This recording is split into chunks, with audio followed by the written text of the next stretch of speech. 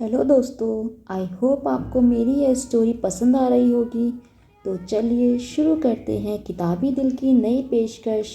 किसी अजनबी के प्यार में बुक से ली गई स्टोरी, बेआवाज़ यादें।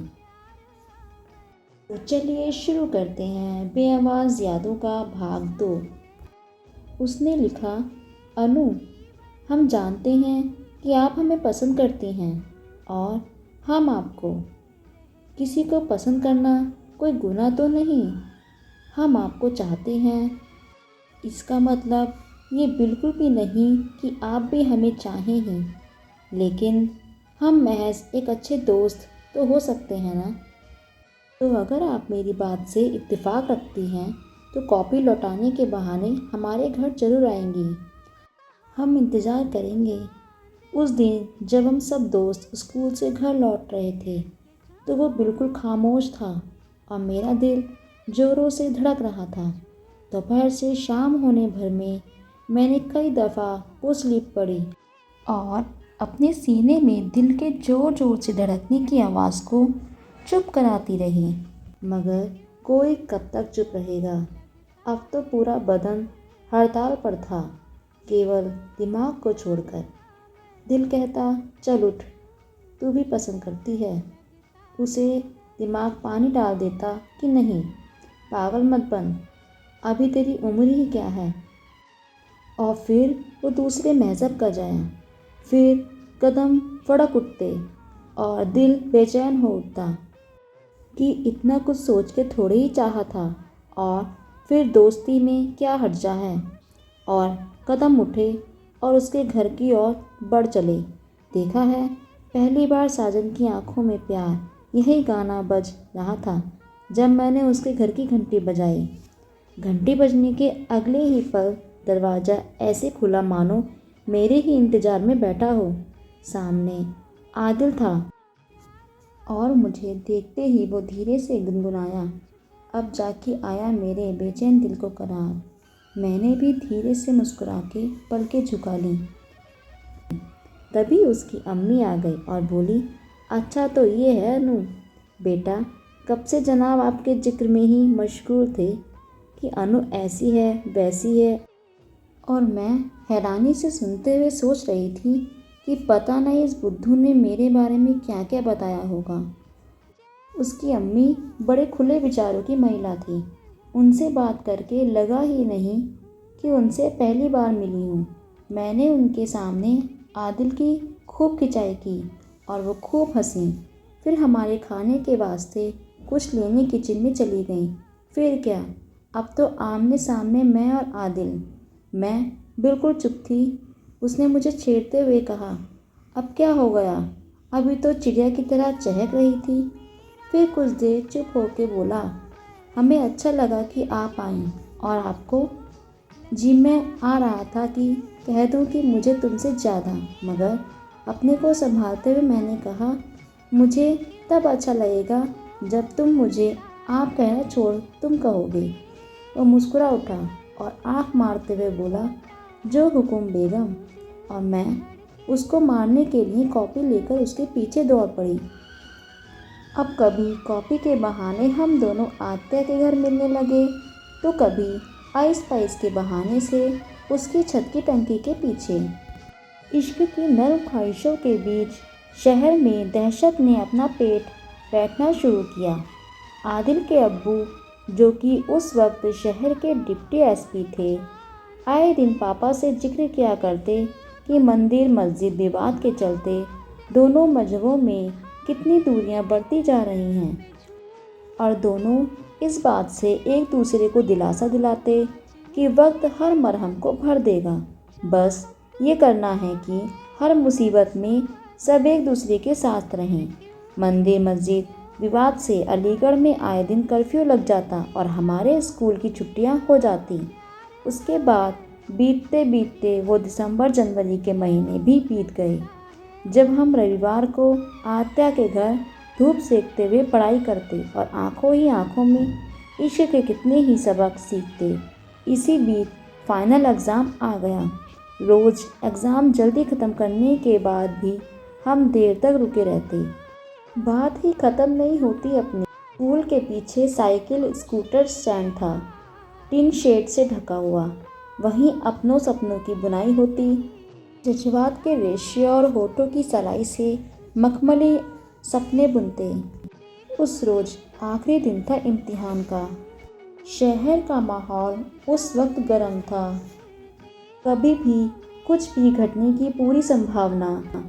मगर इम्तिहान थे तो स्कूल भी ज़रूरी था। घर से सख्त हिदायत थी कि एग्ज़ाम ख़त्म करके जल्द से जल्द घर लौट आना है। क्लास में एग्ज़ाम शुरू होने के 1 घंटे बाद जो जाना चाहे जा सकता था। सो हम दोनों ने भी सोच लिया कि जल्द ही एग्ज़ाम पूरा करके अपने सपनों की दुनिया में कुछ लम्हे गुजार लेंगे और फिर घंटे बजते ही घर निकल जाएंगे। मैं जब पहुंची तो आदि पहले से ही वहां मौजूद था। वो मुझे अपलक देखता रहा, थोड़ा परेशान था रोज़ रोज़ के दंगों लड़ाई झगड़ों से। पूछ बैठा, तुम्हें मुझसे डर नहीं लगता? डर क्यों लगेगा? मैंने बेफिक्री से पूछा। मैं मुसलमान जो हूँ और तुम हिंदू। अभी जो हाल मचा है, तुम्हें मुझसे नफ़रत होनी चाहिए। मुझसे बात तो क्या, मेरी तरफ नज़र उठाकर देखना भी नहीं चाहिए। तुम मुझ पर कैसे इतना भरोसा कर बैठी कि इस माहौल में भी बिना किसी डर के शिकन के तुम मुझसे मिलने आ गईं। कहीं मैं तुम्हारे साथ कुछ ऐसा वैसा कर बैठा तो तुम्हारा क्या रह जाएगा? इतना एतबार कैसे कर सकती हो तुम मुझ पर? जबकि वो बोलते बोलते हाँफ रहा था। उसके होठ बुरी तरह फड़फड़ा रहे थे, चेहरा गुलाबी से लाल हो उठा था और उसकी नीली आंखें और गहराई ले चुकी थीं। जबकि क्या आदि, मैंने उस दिन पहली बार उसे बाहों से पकड़ा। तुम्हें क्या हो गया? मेरे लिए तुम बस मेरे आदि रहोगे, हमेशा हमेशा के लिए। इतने सवाल और ऐसे सवाल क्यों? आखिर क्यों? क्योंकि मैं मुसलमान। हम दोनों अलग अलग मजहब से हैं। हमें मोहब्बत करने का कोई हक नहीं। हमारे अंदर सपने देखने की कोई आरज़ू नहीं होनी चाहिए। कहते हुए उसने मुझे ज़ोर से पकड़ के दूर झटक दिया। टिन की बनी हुई दीवार झन से बोल उठी और तभी उसी झन से हजारों झंझनाहट शहर के माहौल में तैर गईं। हजारों बेगाने शोर, अनदेखी भयानक आवाज़ें, चीखों में लिपटा डर, जार जार दर्द से रो रहा था, चिल्ला रहा था। साथ में पुलिस के सायरन की गूंज और दहशत भर रही थी। शहर भर में कर्फ्यू लग चुका था। ये सब सुनते ही आदि ने मुझे दौड़कर अपने सीने से चिपका लिया। उसकी धड़कनें तेज़ थीं और तेज़ धड़कनों से उसकी सांसें मुझे समझा रही थीं कि घबराओ मत, मैं हूँ तुम्हारे साथ। मैंने उसे ज़ोर से धकेला और ज़ोर ज़ोर से टिन पीटने लगी। वो झटके से मेरी तरफ लपका, अपनी ओर खींचते हुए जोर का तमाचा मेरे गाल पर रसीद किया और बाहों में जकड़ सीने से लगा लिया। मैं सिसकती रही और वो मुझे सहलाता रहा।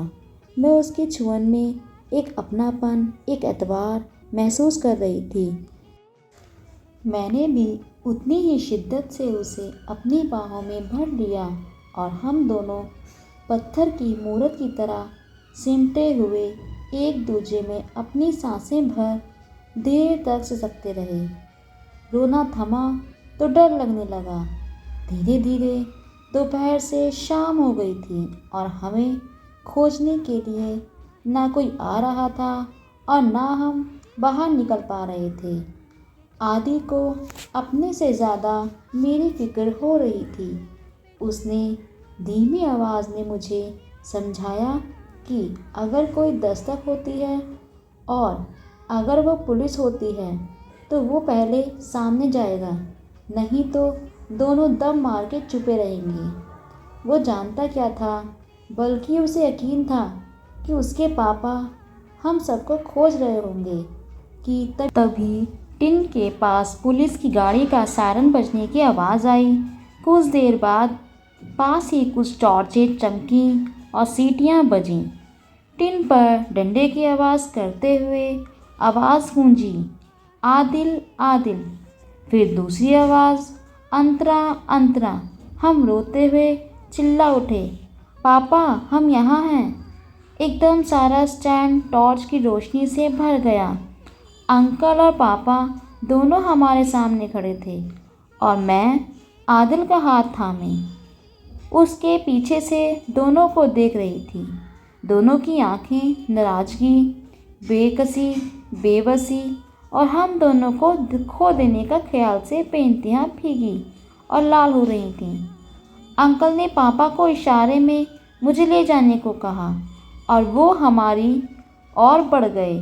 पापा ने आदिल के कंधों को दबाते हुए उसके बालों को सहलाया और नज़रों से शुक्रगुजार होते हुए मुझे अपने दोनों बाजुओं से थामकर बाहर खड़ी जीप की ओर चल दिए। मैंने पीछे मुड़कर आदिल को देखा। उसकी आंखें एकटक सिर्फ और सिर्फ मुझे देख रही थीं, टप टप बहते हुए, जैसे कहना चाह रही हो, अब के हम बिछड़े तो शायद कभी ख्वाबों में मिलें, जिस तरह सूखे हुए फूल किताबों में मिले। तो अगले भाग को सुनने के लिए मेरे चैनल को सब्सक्राइब करिए और मेरी स्टोरी को अपने दोस्तों के साथ शेयर कीजिए। Thank you.